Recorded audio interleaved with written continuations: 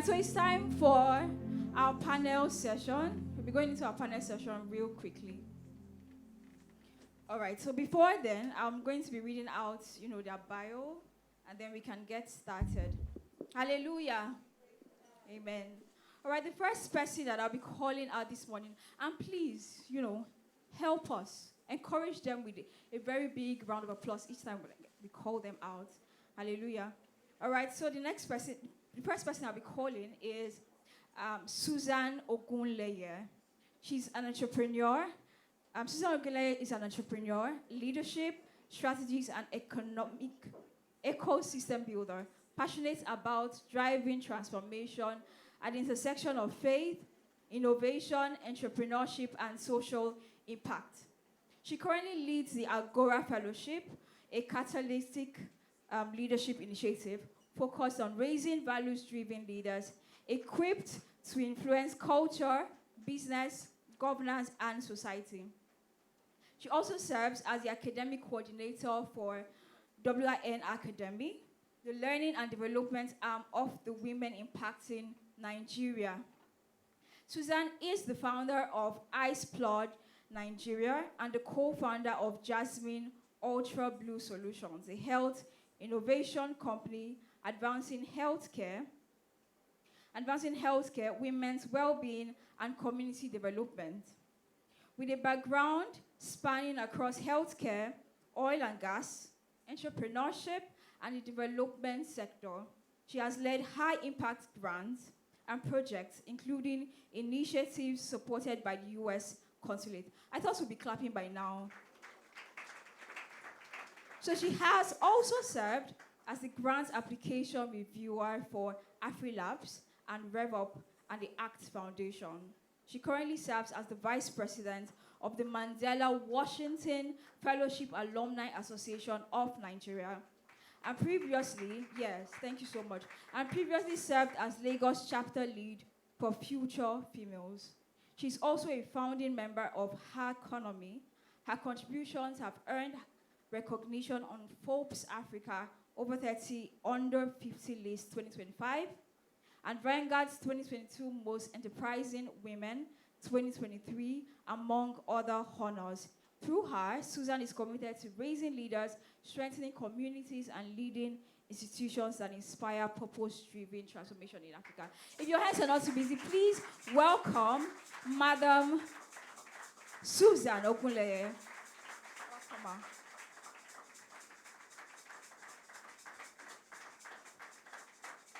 All right.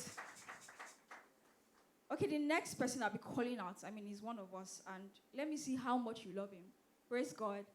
All right, Ogezi Samuel is an entrepreneur, recording artist, young mentor, and ministry leader with a passion for growth and purposeful living. He's a graduate of the University of Lagos, where he studied Chinese language, a fluent Chinese speaker.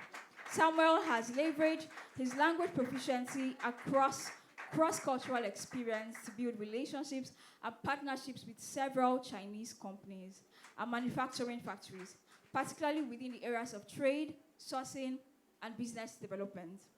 He's the founder and CEO of Ogezi Creatives, a printing materials company specializing in the sales and distribution of printing vials. Beyond business, Samuel is a recording artist and is passionate about helping young people discover their gifts, develop their potential, and find purpose in what God has placed in them. He currently serves as the leader of the Next Step Directorate at Living Impact Christian Center, where he contributes to helping people grow, connect, and become actively involved in the life of the church. He is married to Ogezi Miracle and are blessed with a child. Please put your hands together as we welcome Mr. Ogezi Samuel.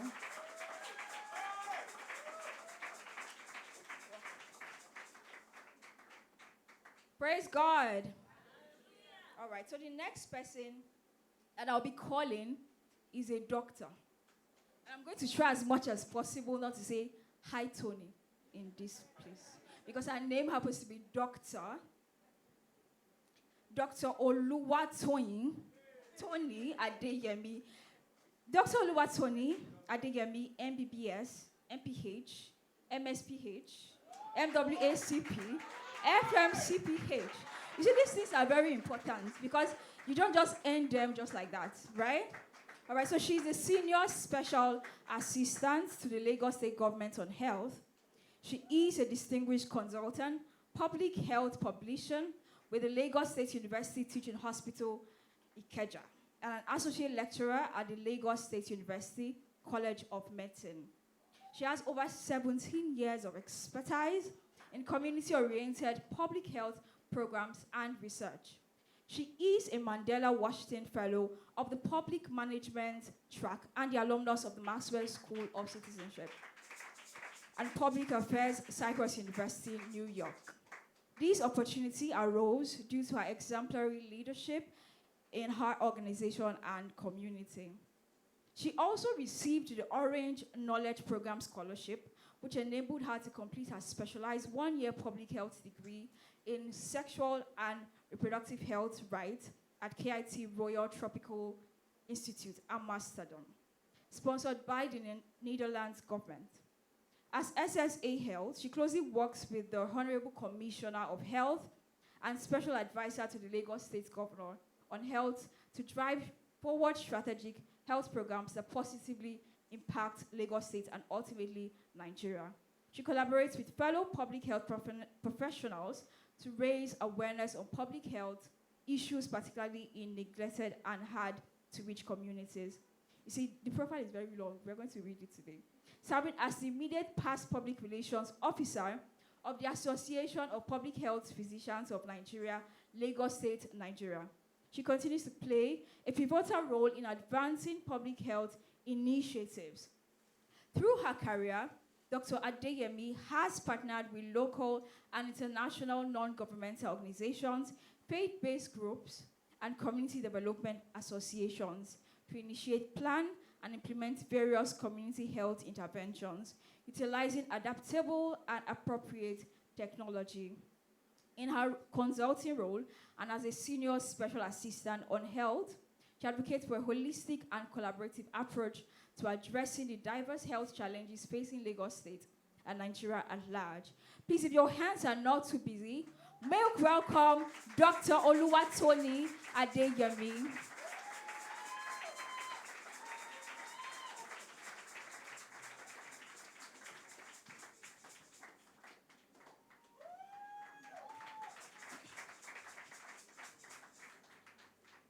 Praise God.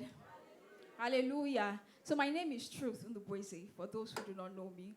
And I'm really excited to be doing, this, to be coordinating this panel session. I'm really, really excited. Good morning, Mars. Good morning, sir, once again. All right, so we're going to be delving into, today's conversation. And I remember I was speaking with the youth president recently, and then he was telling me about, how his vision, of course, aligns with the vision of the senior pastor to raise youth who are not just spiritually grounded, but also youth who prosper in other areas of their life, right? So today's conversation is going to revolve around the idea of growth, right? We're looking at moving from aspiration to mastery, right? Hard truths from top entrepreneurs. All right, so permit me to, begin from a personal note, right? This question is going to be personal to everybody. Please be required to respond to these questions. All right, ma'am. So could each of you briefly, share your journey with us? What's that one challenge that you've experienced, that almost made you quit? And what kept you going? You understand that, okay, life can throw some things at you, and I believe that looking at your years of experience, you must have had, your share of life's challenges. So what was that thing that you've experienced that almost made you quit, and what kept you going? Please permit me to start from you, Ma.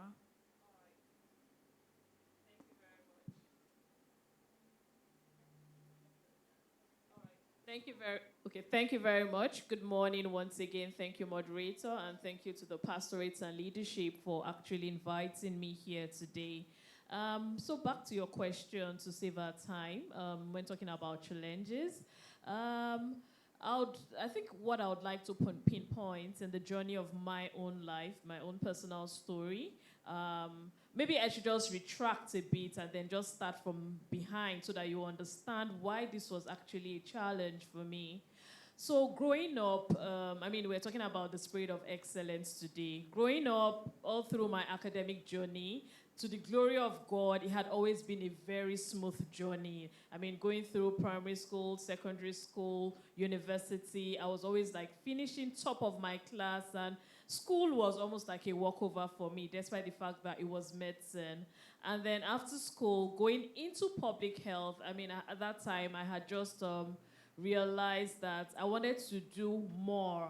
Apart from one-on-one patient consultation, I wanted to be able to impact health on a larger scale, which was what drifted me into public health. But one other thing I knew as at that time when I finished medical school, and I think that was in 2006, was that I wasn't really happy with what was happening in clinical medicine at that time, the hospital environment. So I made a detour in my academic/career life and went into corporate world. So I was working with a health maintenance organization. But after years there, I realized that, okay, I need to go back. I need to improve myself. I need to go back to school, more like it. And what that meant was going back into the residency training program. So after having a smooth journey all through, I thought, okay, what are the requirements? Write exams and get into the program. I wrote the first exam, and for the first time, I failed. So it was like a shock to me. I went with so much confidence based on where I've been coming from, and then to fail this exam. So at that point, it was a major challenge because typical me would have said, okay, because I was also grounded in the Christian faith. Typical me would have seen it as a sign from God that this is not the path to follow. Stick on the current path you're on, where you're just comfortable. So it was a major challenge at that time. However, with resilience, I went back. It wasn't easy because, this was an exam I was doing that I should have done immediately after medical school, and I was doing like 5 years after medical school with younger ones and all that. But I had to withdraw, take a few steps back, find people that were writing the same exams, even though they were junior colleagues and much junior than I was, join them in tutorials, discussions.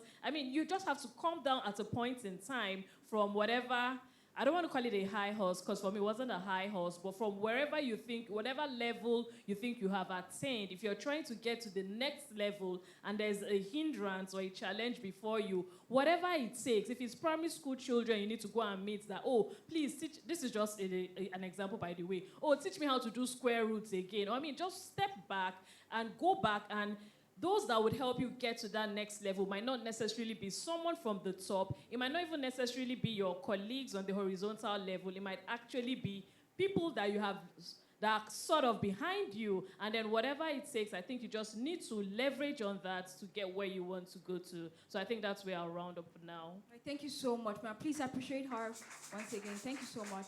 All right, ma'am. I'm moving on to Madam Susanne. All right. Thank you so much. Good morning, everyone. Thank you to the pastorate of. Thank you so much. Thank you to the pastorate of LICC and the leadership team for the invitation. So I would say that my story has been quite an interesting one.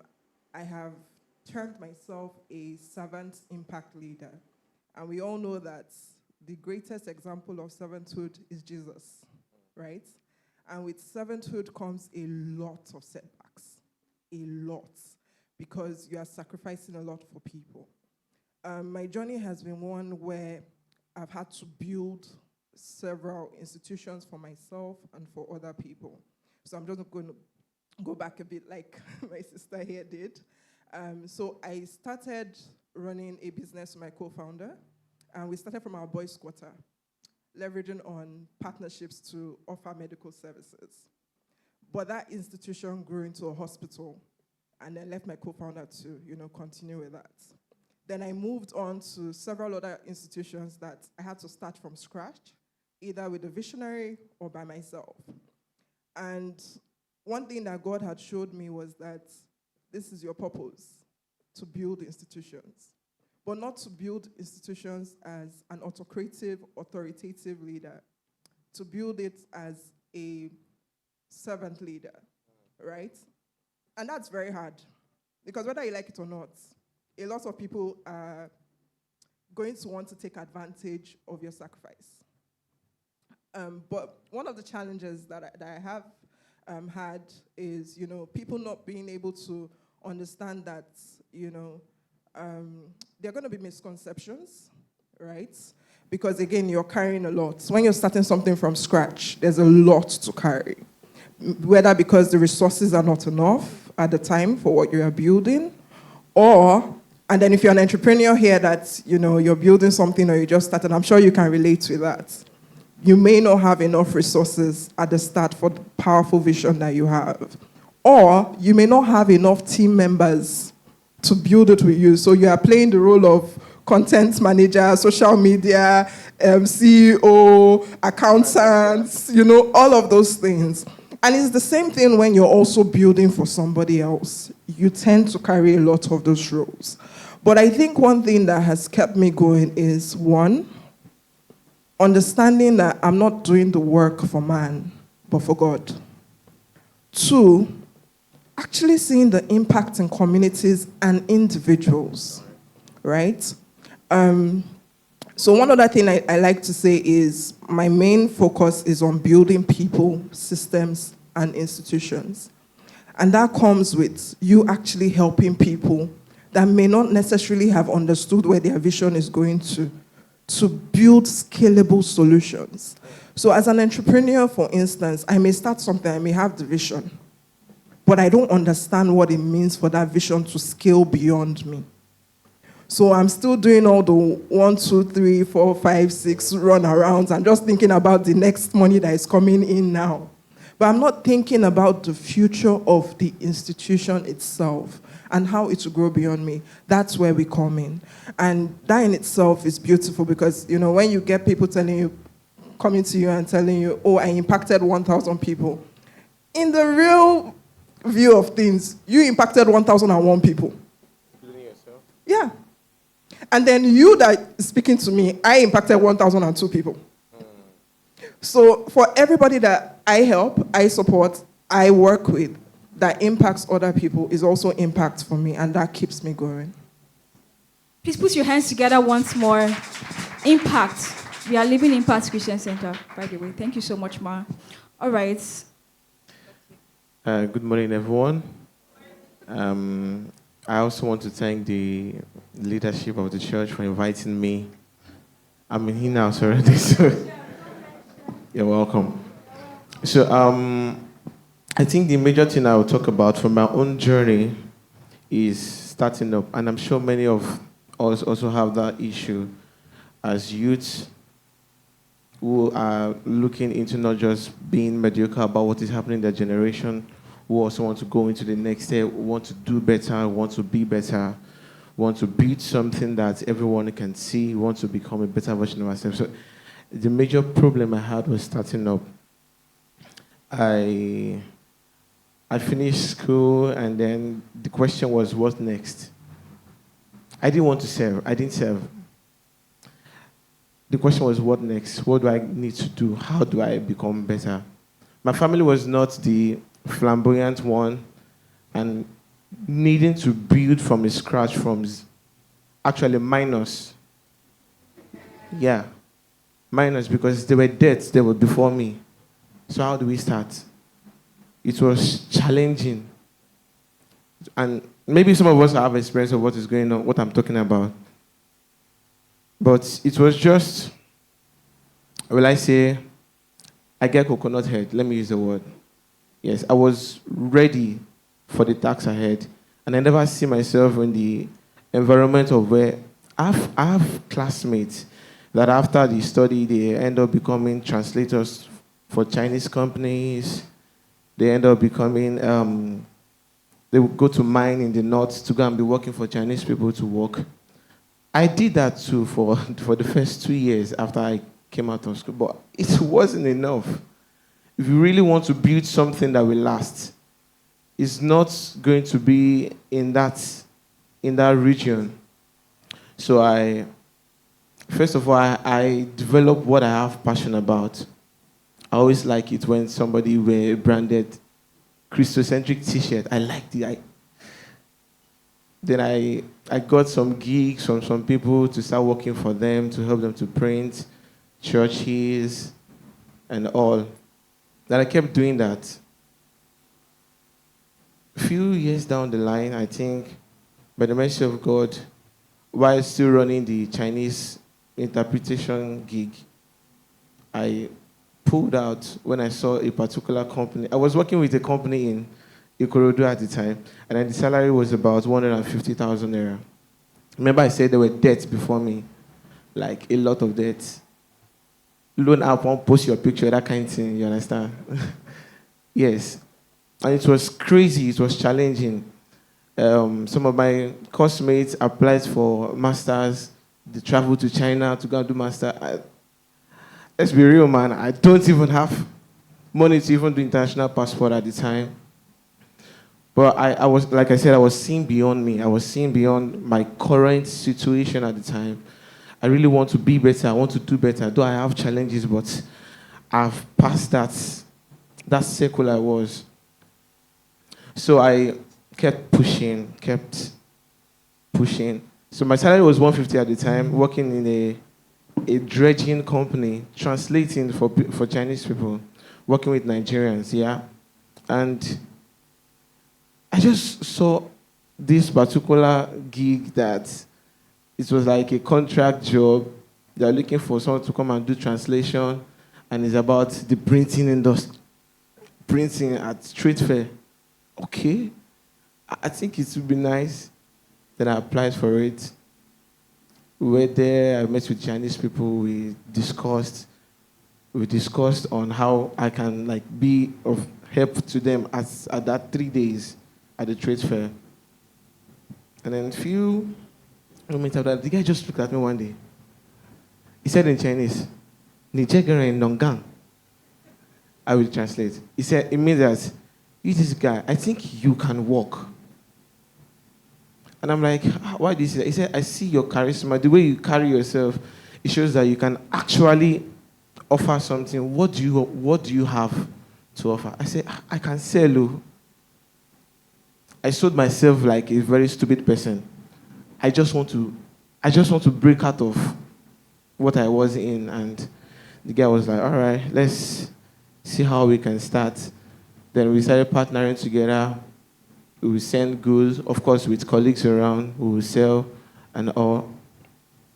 Fast forward to a few years later, then the guy said, "Okay, you know what? I don't want to be involved in the Nigerian market anymore. I want to hand it over to you. Be established, and let's see how we can build from there." Of course, there were challenges. How do we sell? I don't know anything about selling. I don't even know how to sell in my local area. Before I even convinced one person to do printing, it was difficult. So I had to take some courses online to learn how to market, how to sell, how to... You are the one that think you can't do better. Actually, everything you need is online somewhere. If you feel like maybe you are, there's these heights that you want to get to, but you can't do it, go and study about it, learn. I took a course with Nexford University for 2 years. I was studying and working at the same time. You can do your course from your house. It does not matter. You don't need to go to the US. Of course, I didn't finish. My bad. But because it was challenging to handle with business at the same time, but I took it and I was steadfast with it. I learned how business works, the operational way a business should work, the things that you need to have to make a business a business. I had to take all of these studies. It was challenging, but I had to travel to a lot of states, travel to a lot of countries, Egypt, Morocco, to do what? To sell printing material. I did, because I was not okay with being just there, yeah. I took it upon myself to challenge myself to study. I didn't know anything about business, like I said before, but I had to.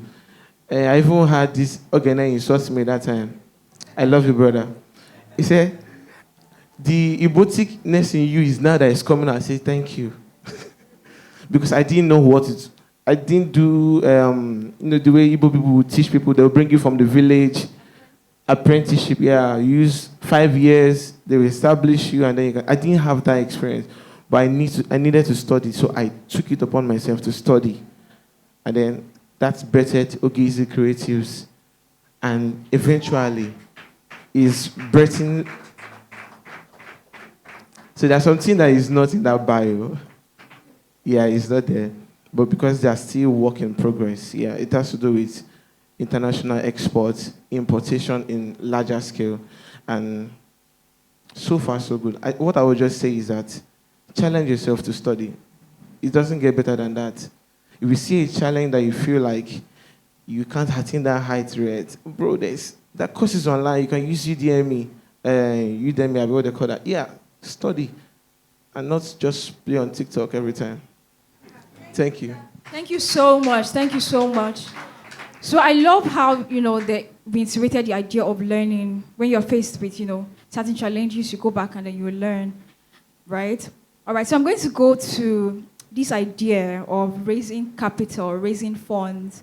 There are so many young people with big ideas, but then when you reach out to them, they'll be like, I'm waiting for that money, that lump sum of money that I can use to, begin my idea and all of that. So this question is directed at, Madam Susanne.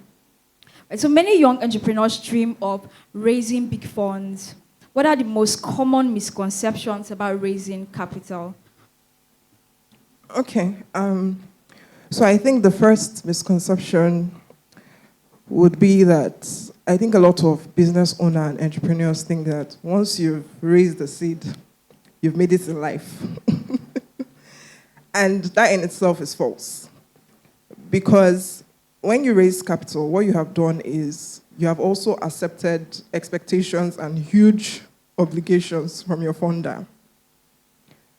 And so if, as a small business, you don't have your records in place, you don't have structure, you don't have discipline, what raising capital will do is it will augment all the gaps in your business. So I'm sure that you've heard of certain organizations that raise funding and the next thing, they've taken the organization from them. They've lost their ownership. It's because of things like that. Secondly, I think many entrepreneurs feel like I have to have gotten to a number of years or gotten certain number of customers or traction in revenue to raise funds, or the only kind of funds I have access to is maybe some people think is loans, or some people think is, getting basically people buying into your business, equity, right? But there are a lot of options. A lot of options. So I'm not going to call the name of the organizations, but one of the organizations that I currently lead is building a platform to be able to give capital to Christian entrepreneurs. That's one. Pastor Produce has the platform. I think they also do that. There was the seed that came out by Pastor Jerry. That was there. And I'm starting with that because, of course, we're in church. But let's move further. There are grants, right? And grants is not free money, please. I know that some people, once they start getting grants, they keep applying so they can get more. It's not free money. You're going to be accountable to the funder. So you need to ensure that you have structures in place. And once you have that, you would see that grants will be easy. And just to add to what he said, another thing about grants is, and I encourage people to apply, because there are certain grant platforms that you may not get the money, but you go through the training. You get access to mentorship. You get access to many other things. So go ahead and apply, because you'll be gaining knowledge. You'll be gaining access. You'll be gaining network. That is money. You could literally meet her through a platform, and next thing she's giving you a contract. Then we have other options like POs, supplier credits. Why is the first thing you're thinking about, how can I get a loan from the bank, when you can simply go and get supplier credits or purchase order? And then you're thinking you've put yourself inside it because you can't even pay back the loan. And most people, I think a lot of people, especially if you've not done your research on raising capital or funding for your business, you tend to think that the only opportunity you have is a loan. Meanwhile, that's the worst opportunity for your business at the time. And then there's partnership. So you don't always have to think in monetary value. You can think in exchange, value exchange.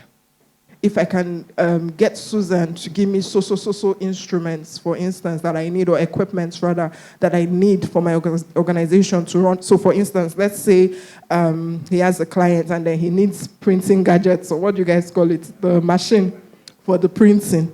And he can just go and, get that from an organization that is willing to sponsor him as a partner, right? Those options are there, believe it or not. That's why he's telling you, go and learn how to sell. Go and learn how to partner. Go and learn how to market.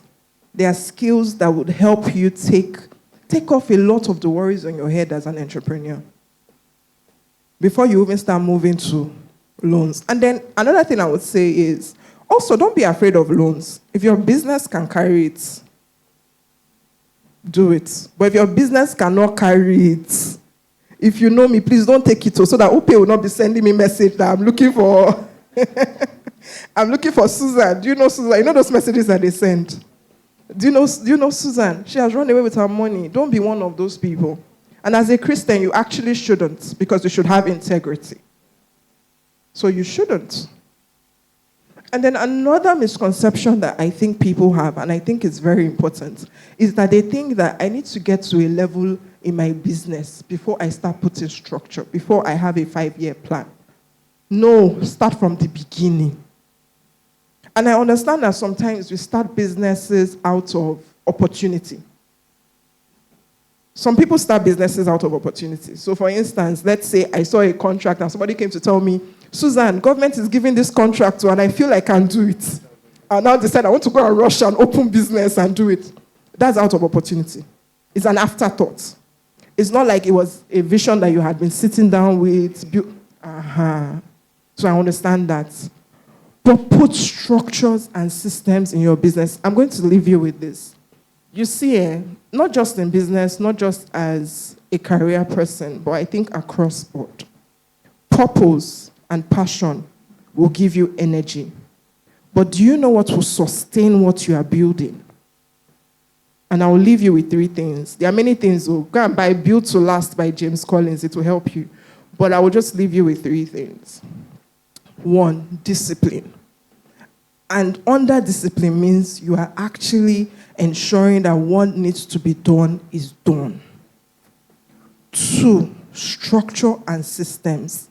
I'm sure people will be hearing it. Many people may be hearing it online. Systems. Like, what are these people saying again? It is important.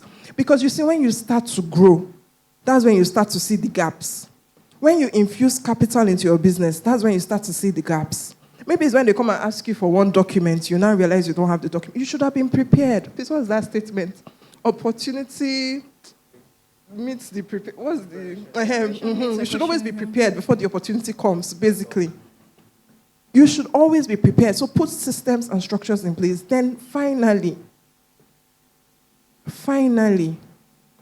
you need to be able to take responsibility. Whether you're in a 9-to-5, whether you're working for somebody, whether it's your business, whatever it is, that level, high level of ownership is what will keep you going. Because when the going gets tough, when they will come and tell you that you stole money, when they will come and tell you that, your business was in fraud, when they will come and tell you that, no, you go from place to place and they tell you no, or 500 customers that you've trekked to, you've trekked to go and pitch to, tell you no. Maybe the 501 customer is one that will give you that 1 billion naira contract, but you now stopped at 500. That is what will keep you going. And then you hear people like, I had my big break. You now sit down and be thinking that, let me just sit down in my room and be waiting for a big break. You will not know that they went to 500 places. And it was the 501 place. Did you hear his story? I'm sure people saw that I was looking at him and like, this is a builder. I was looking at him. Because his story, he literally started from the bottom. And now he's telling you, we have some international export imports we're doing. he might be sitting in front of you and be telling you, we have some international import exports we're doing. And you will just think, maybe this guy is from a rich family. You will not know that, before he got there, there have been many stories that he probably has not said. Maybe one car hit him one day, and he still got up to continue pitching on the road. You would not know. But what keeps you going? Or the parts where he sold pure water in Yaba. Let me just end with this. I've said this 3 times. I'm sorry. Let me end with this. The organization that I'm currently building for, Agora, the founder, interestingly, he's an ambassador for AU Africa right now. And he started by selling pure water. Yes. He started by selling pure water. And he has a book called Street to Forbes. And that was one of the first books I read that made me say, I want to build with this person. Because you will see people, they are driving all their jeeps, they are building their mansions, and you may not know. By the way, one way you can learn people's stories without getting close to them is buying their books. Go and buy the books and read it. You don't necessarily have to have everybody mentor you. Read their books. And you will not know that this is what this person went through. So please, today, I'm just going to say, with all of these things about capital that you've learned today, whether it's grants, whether it's loans, whether it's convertible debt, whatever it is, whatever instrument you want to go for, just ensure that the foundation, you've already laid all of these things. You have systems and structures you're building. You are educating yourself, like you said, many platforms available. And if you cannot afford it, if you don't even have internet to go on Udemy, go and join one of these platforms that will give you access to knowledge. There are incubators, there are accelerators, whichever one you fall under. Go and be part of it. Go and be part of it. Apply, fail, you will get better, you will get on one. There are so many platforms, so many. If you're a woman, think Flourish Africa. Think, we don't have Mandela Washington Fellowship again, so I would have said it. But, it's not there. But then there are other platforms. ALX, you just mentioned one. So many. In fact, most times when I'm on LinkedIn, I see at least 100 grant opportunities a day. So if you're not finding it, you are not searching it. And let me just leave you with this theory. There's something called the red card theory. The red card theory is when you start to think about something, right, you start to see the thing. So you guys should just try it. Just buy something and go outside. You start seeing that you're seeing the thing everywhere.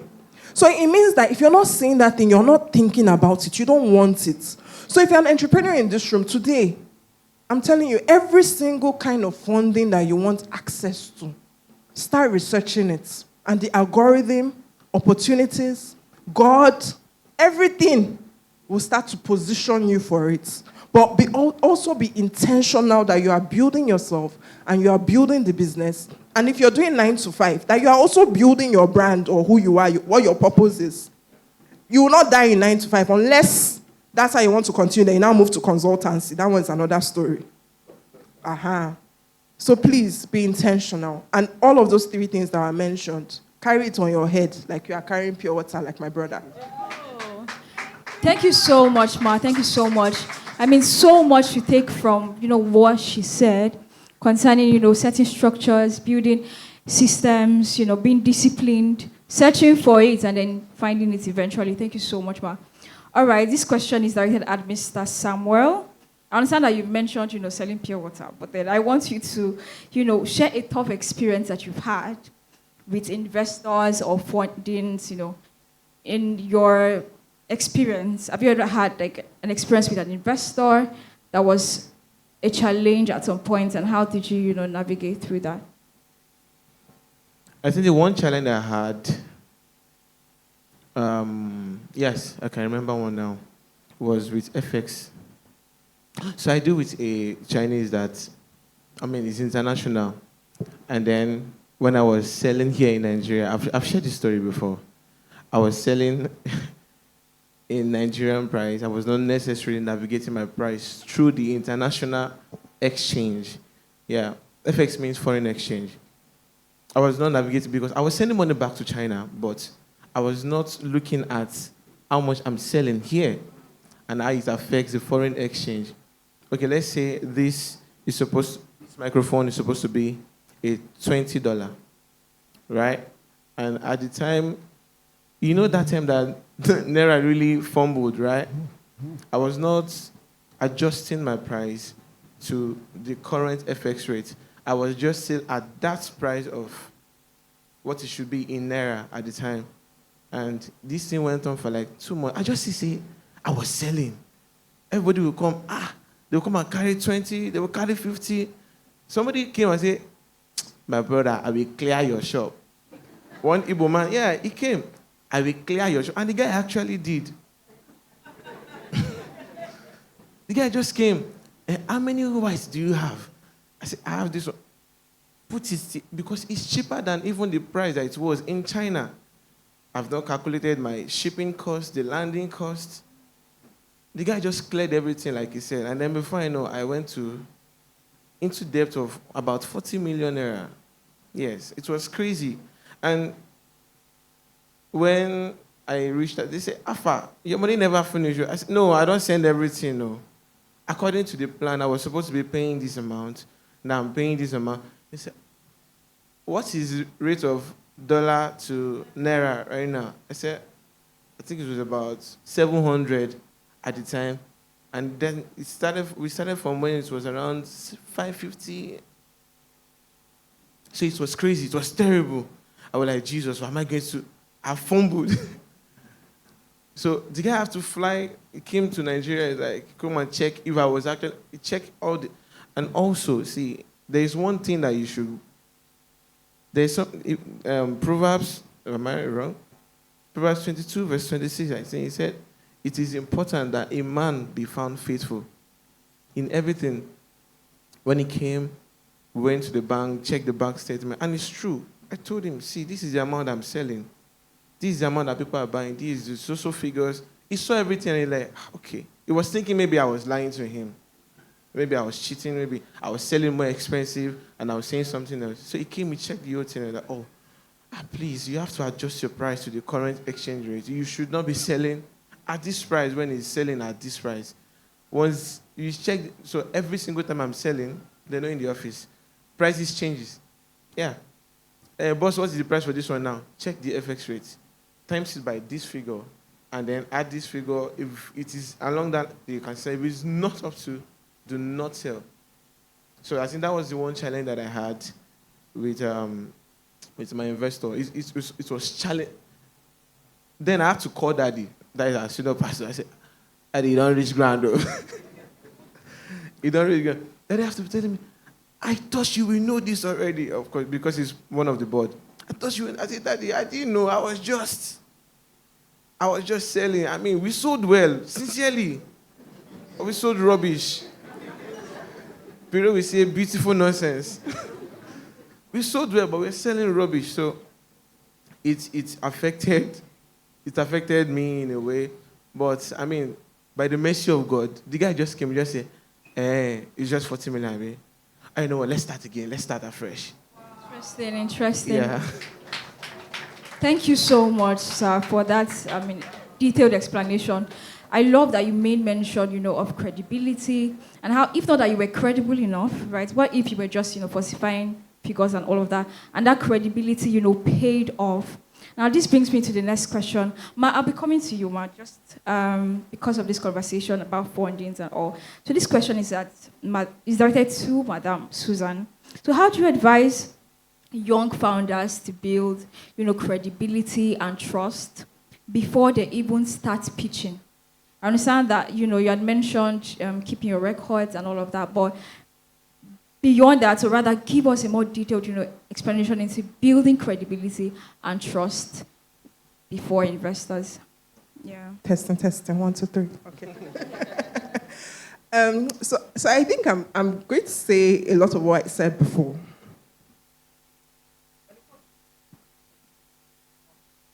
Thank you. We have very nice, caring people on this stage. You were very intentional about the people you brought. Well done. So I think I'm going to go back to what I said. Now, to build credibility and trust, right, you need to have some sort of track record. And so to have track record, you need to have track record for yourself as the business owner and for your organization. or your small business, whichever one you call it. Now, for yourself, right? Are you building a personal brand? Do you have integrity across stakeholders, your partners, your governance structure, your customers? If we search online, are we going to see bad reviews?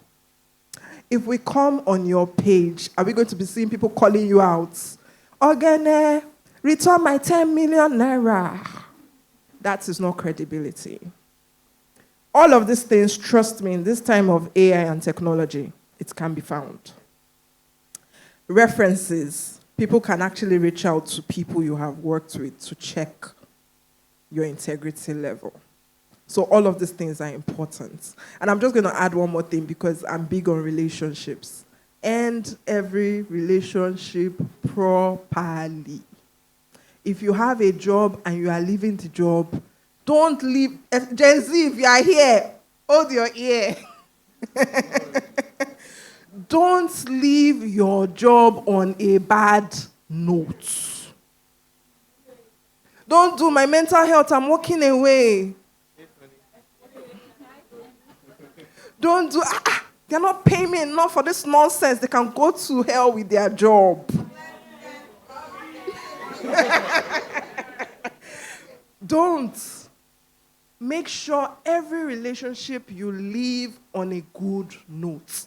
It is part of your track record and your reputation. A good name is better than what? Gold. Bam. Thank you very much. People are following. Now, for your organization, I'll go back to structure and systems.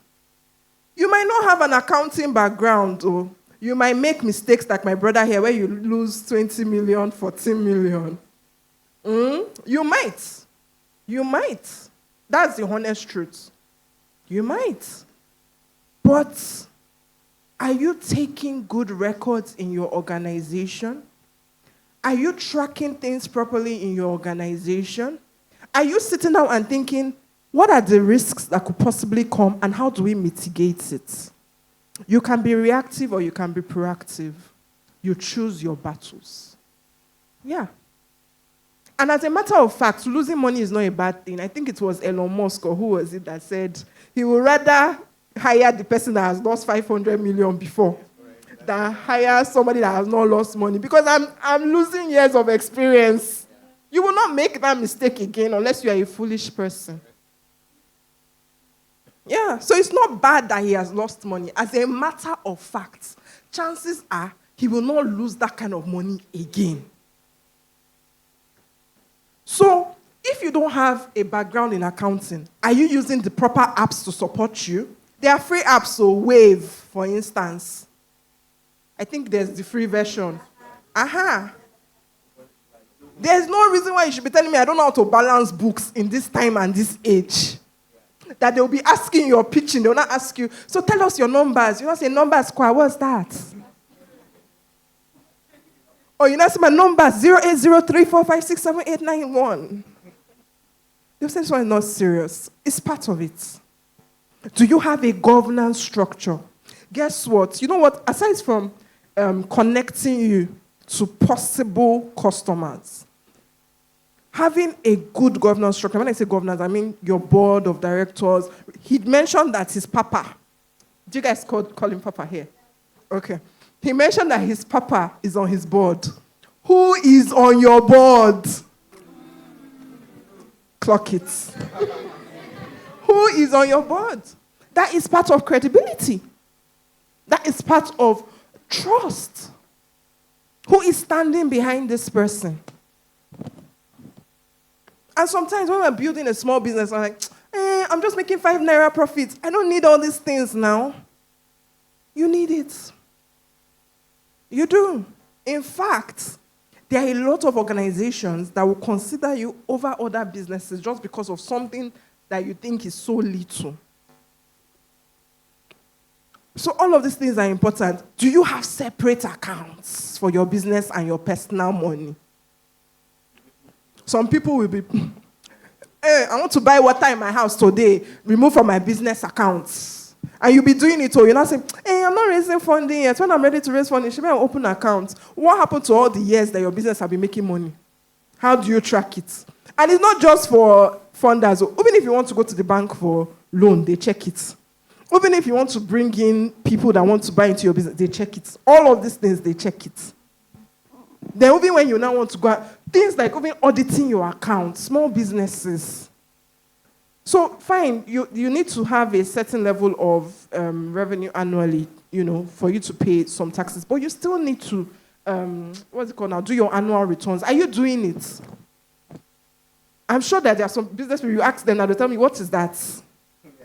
Yes, they'll tell you, what is that? It's part of building credibility. So all of these things are very important. And there are more things, but we can't talk about it now. But just make sure that every single system and structure that should be in your business, you are doing it properly with integrity and with transparency. Yeah. That's what I'm saying. Thank you so much. Please, a round of applause for that wealth of wisdom. With transparency, with credibility. Very, very important. Thank you so much, ma'am. All right, Dr. Oluwatonima. This question is directed at you.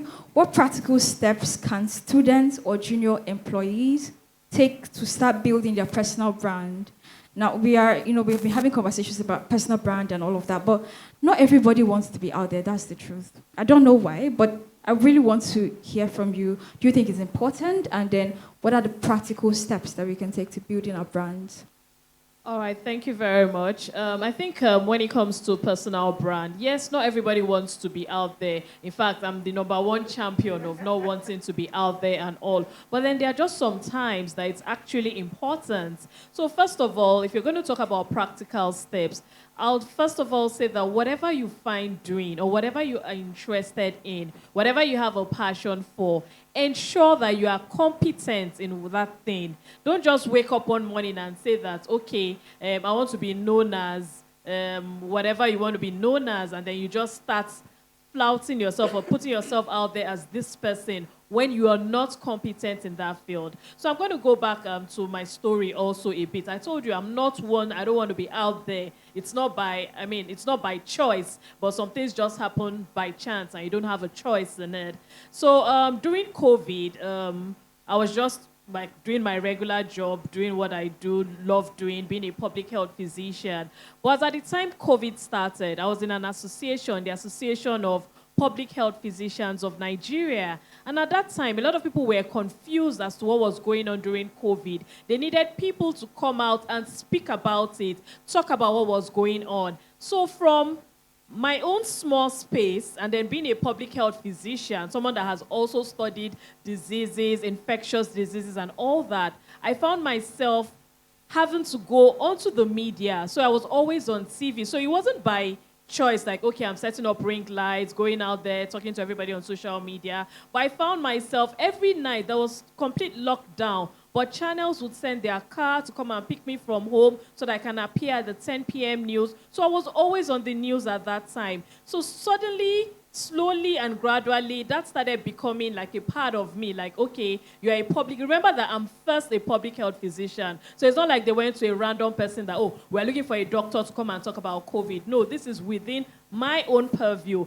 Every day, while everybody was making videos and enjoying the lockdown, I was studying, I was reading, because on demand, on the move, you have to constantly go out and talk about this. So I was always out there talking about COVID, and you won't believe that from something as simple, well, I might term it as simple, something as simple as that led me to where I am today. I mean, randomly, even though, yes, I mean, there are other factors, confounders, which I might not mention right now, but randomly, I walked into the governor. He wasn't even the governor at that time. This was as his campaign period. He was like, I was always seeing you on TV. I mean, I would not have known who was watching me at that point in time. And that became instrumental when he was going to consider who he would want to have as the senior special assistant on health. So it might be in your small corner. It might be social media. It might be Facebook. You're just writing. You don't know who is watching. You don't know who is listening to you. So which is why personal branding becomes important. You have made your name. Nobody might know you yet,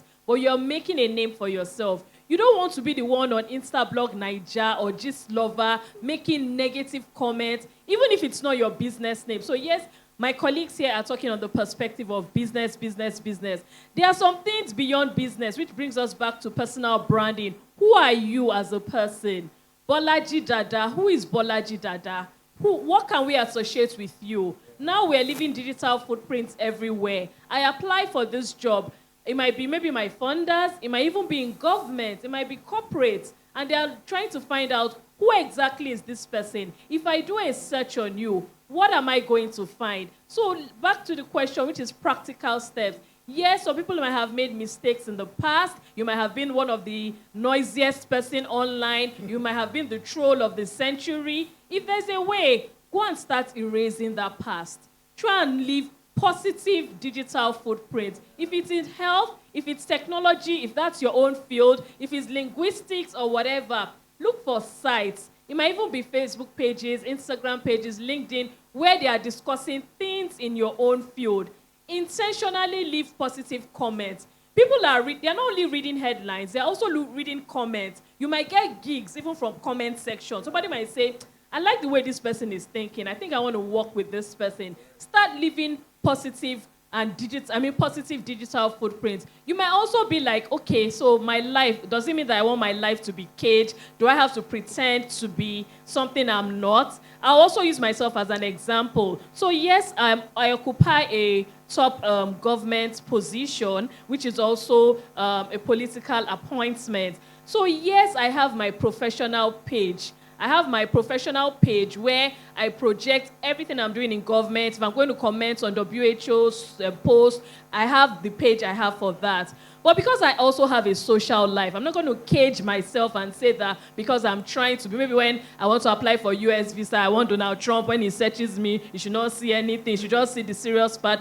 No, you can still be yourself and have your other personal page. So that's different from your personal branding. Personal branding is what you want people, how you want them to perceive you, what you want them to see you as. So I think it's very important. Let's not be like, okay, I'm in this woke generation. I can say whatever I want to say. I can abuse whoever I want to abuse. I'm sure you know that, yes, for now, you might be on the other side and criticize government. You might be the first person to throw stones. But an opportunity can come for you in 5 years' time. And they are recommending you. You might say that they might be recommending you to be either the commissioner or even a minister. It happened to one of our youngest ministers. And they had to go back to his Twitter and saw a tweet he made some years ago. Of course, he came, explained the context, apologized and everything. Which is why I'm advising you, before you get there, you're on your way there already. If you can, start deleting all those your negative comments, all those things, and then positively and intentionally create. This is an opportunity to create a persona for yourself. So please work towards doing that. Thank you very much. Thank you so much. Thank you so much, Ma. Thank you so much, Ma. So I love how she laid emphasis on building, your personal brand and leaving positive digital footprints. Thank you so much, Ma. We are rounding up because we are, out of time. But just quickly, I want Dr. Oluwatonima to respond to this question in 1 minute, if possible. I want you to speak to the idea of mentorship and networks. So what roles does mentorship and networks play in success? They play a very, very important role. And then because we're rounding up, I'm sure you all know the role mentorships plays, because your mentors, sometimes they've walked the path you are trying to walk. They can see beyond what you can see. And sometimes they give you access, which you on your own might not necessarily have given, might have been able to have. But what I would like to emphasize when we talk about mentorship and mentee relationship, don't see it as what can I get from my mentor? A take relationship. It's a two-way thing. Mentors are more inclined towards people that walk up to them and say, you must have researched your mentor. That's one of the tips. Research your mentor. Like some of you from Susanne talking, I've identified that she knows a lot about grants, so I would like her to mentor me. But you must have something in your hand that you want to give Susanne, not just, I have a startup, I'm looking for money. No. What can you do for Susanne first? It's a two-way relationship. So that's the first thing I would emphasize. Have something to give, and then and then you get back in return. The second thing I will emphasize when it comes to mentorship, mentee, don't always look at an upward mentor. Your mentor can just be the person sitting right next to you. I mean, you have a member of your church here who is doing so well. I'm sure some of you always, Yoruba will say, one ring fee. I don't know what that is in English, but maybe you just push him aside or like, is it not brother what? What's your first name? Is this not Brother Samuel? This Brother Samuel, what can I gain for him? Meanwhile, he might be the next key to your next opportunity. And then the final thing is, please always give feedback to your mentors. Mentors love that. Somebody has invested in you, either time, resources, and then something has come out of it. Always go back. Give a feedback to your mentor. Thank you very much. Thank you so much, Ma. Thank you so much, Ma, for that beautiful response. Okay, so since we are, rounding up on these notes, I just want to ask all of us here, please, are we open to, receiving mentees? Are we open to mentorship? Because I believe that there are so many of us here who would want to, connect with you, right? And how can we do that? How can we connect with you? 2.5. 2.5. $2.5. No, we Is do it dollars yeah. or naira? Dollar. Dollars. $2.5. Okay. It's just joking, actually. For me personally, I think, yeah. Because, like I said earlier, like the Bible reads, I'm very passionate about helping people find their calling. Yeah, and some people can actually testify to it that I can encourage you, okay, what are you doing now? What is the next step? You can do this. You can do this, you can add this to this, and see how, or what can come out from this. Yeah. Beautiful. Thank you so much, sir. Thank you. Please, a round of applause for him once more. Thank you, sir. All right, Madam Susanne. All right, thank you so much. So definitely you can find me on Instagram as the Susanne Ogunleye. Susanne is N-E. You can find me on LinkedIn as Susanne Ogunleye. I would also highly recommend, so the Mandela Washington Fellowship, unfortunately, is paused right now. But I would highly recommend the Agora Fellowship. You get access to mentors, you get access to capacity building, you get access to, residency programs and quite a lot. And there's a summit in 2 weeks where you get access to network and HNIs. So go look at it at the Agora Global on Instagram and on LinkedIn. And then please feel free to send me a DM if you feel like you are aligned with anything around Servant Impact's leadership. I'm happy to have a conversation with you or guidance on your organization or building your organization. Beautiful. Thank you so much, Ma. Thank you so much, Ma, for that, access. All right, Ma. Dr. Oluwatoni, Ma. What would you have to say to that? All right, so same thing. For those interested in governance, maybe a bit of politics, but I'm not a politician. I'm just in a political space at the moment. Or those in the health sector, you can always find me on my serious Instagram page, which is Dr. Toni Fab-Adeyemi. So please, or LinkedIn as well. You can send DMs, you can send messages, and then, hopefully I get to respond to them. Thank you. Thank you so much. Please, a round of applause for amazing panelists. Honestly, it's more like I should not end this conversation because I was enjoying it. I was learning a lot from it. Thank you so much, Mars. Thank you so much, sir. Thank you so much.